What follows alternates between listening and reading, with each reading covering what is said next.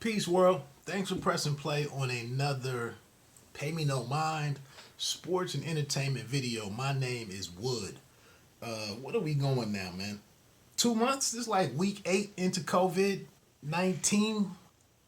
Some sports are starting to happen. I guess we had UFC 249 this weekend. I don't know nothing about it. I am going to get into some basketball, some NCAA basketball, a little bit of wire references, and just talking through this story about Zion Williamson. You can check this out on ESPN.com. I'm just going through a rewatch during this shutdown of The Wire, and I'm in season 4. One thing that pops up, I think at the end of season 3 maybe, was Lester Freeman asked Lieutenant Daniels at the time, what did it cost you? Daniels went to go argue something or to get the approval to do something, and when from his bosses, Irvin, Burrell, and Rawls, and then when he came back to Major Crimes, his unit, Lester, leans back in his chair and says, what did it cost you? And that's cost is everywhere. It's in everything. So what's going on here with Zion Williamson is that apparently he entered into a marketing agreement with somebody while he was an amateur, and then he gets to the pros and probably decides that first outfit isn't as powerful or influential, doesn't have it or well connected as this group that he went to, which is called the Creative Artists Agency. Cool. So this Gina Ford of Prime Sports has filed a $100 million lawsuit against Zion Williamson as a result of him terminating what was supposed to be a 5-year agreement. Williamson has done so on the grounds felt that he could get out of this contract because Prime Sports is not certified by the NBA. It's not a certified NBA agent or player agent. And then it's not registered in North Carolina or Florida as like an agency that can represent athletes. So like I said, he's moved on to this CAA or Creative Artists Agency. And Gina Ford is fighting back by requesting that Zion Williamson's parents admit to a whole lot of that they had demanded and accepted benefits from Nike, Adidas, and Duke. And as part of that, Gina Ford wants, she would like for them to present the addresses where they lived prior to Zion going pro.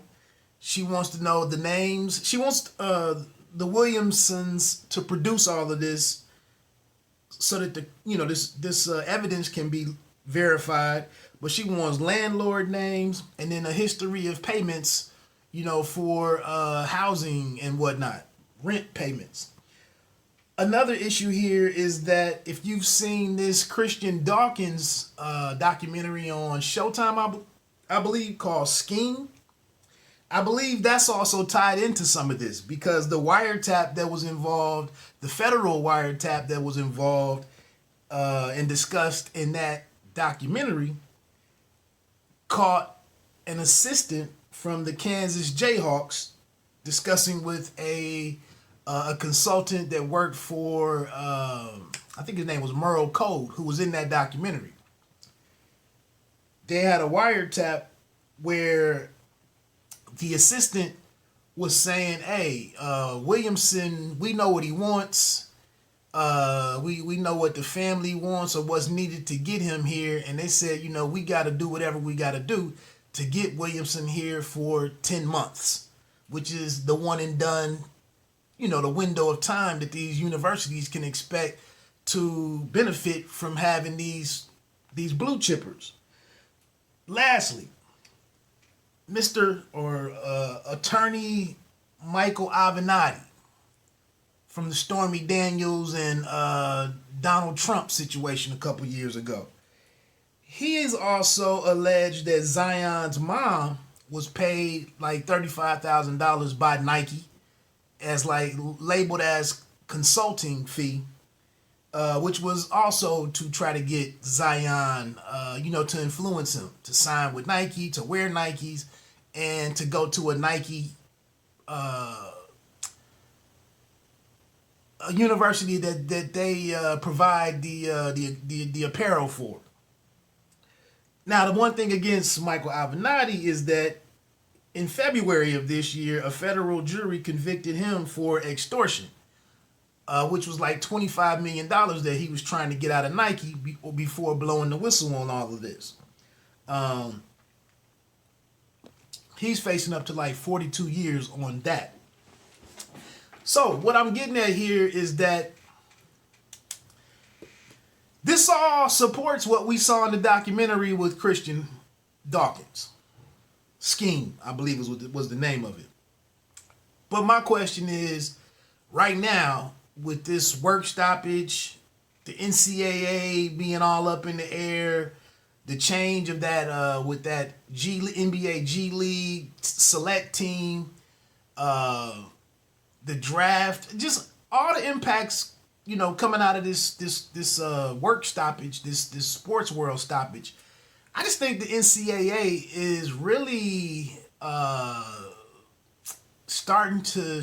They should be concerned. It seems like the world is changing on them. The world of college sports and amateurism, the definition of amateurism, and nothing stays the same for beyond 5 and 7 years, 10 years, 20 years. Nothing is allowed to just remain as is. But I'm saying with all of these new options emerging, with all of these different viewpoints, the fact that we're finding out that even if Duke, let's keep it a buck. Look at the kids that Duke has been able to sign the last 5 to 6 years versus the kids going to North Carolina. In my opinion, that's just not some consequence. Coincidence. That's not coincidental. Now, I'm not saying North Carolina is a program ran much more cleaner. Maybe their pockets aren't as deep. Maybe they're just not aggressive in this area, so on and so forth. But you just can't tell me, and I know we think Duke is squeaky clean and pristine, but that's why you have these assistants, like I was just mentioning on this Jayhawks team, to insulate Bill's self from being caught up in anything. That's why you have these different dudes around making this happen. That's why you have a Christian Dawkins, who I'm jealous of. All the big names that he was able to establish relationships with, and influence and direct and meet with individuals to extract money, to use his influence and to make things happen. And the dude wasn't even over 20 years old, I don't believe. So I'm just saying, they're shedding light on this. There's numbers here. There's text messages. There's records of unreported payments, so on and so forth. And let me tell you something. We just didn't see March Madness a month and a half ago or whatever.